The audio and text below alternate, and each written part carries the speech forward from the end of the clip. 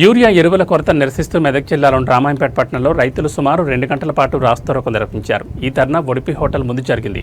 ధర్నాలో పాల్గొన్న రైతులు, ముఖ్యంగా మహిళలు ప్రభుత్వంపై తీవ్ర ఆగ్రహం వ్యక్తం చేశారు.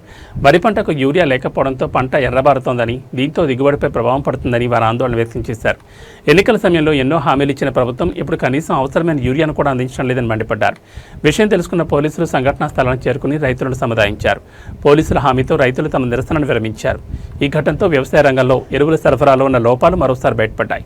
రైతుల సమస్యలను పరిష్కరించడానికి ప్రభుత్వం తక్షణ చర్యలు తీసుకోవాలని వారు డిమాండ్ చేశారు.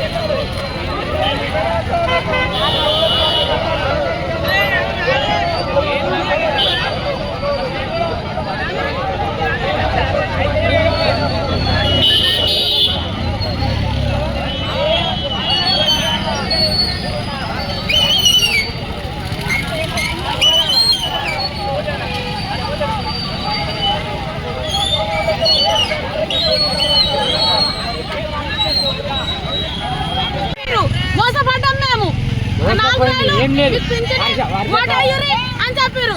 రైతులము మేము ఎట్లా బతుకుతాము?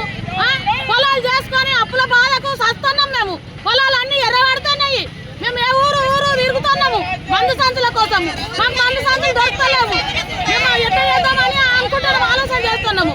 రాబోయేదని 15 రోజులు జరుపుతాడు, అట్లయినా ఇస్తలేడు. ఇంకా మరి పొరుగురికి పంపుతాడు. పొరుగురు వాళ్ళు ఇంటికి వస్తాను. పొరుగురు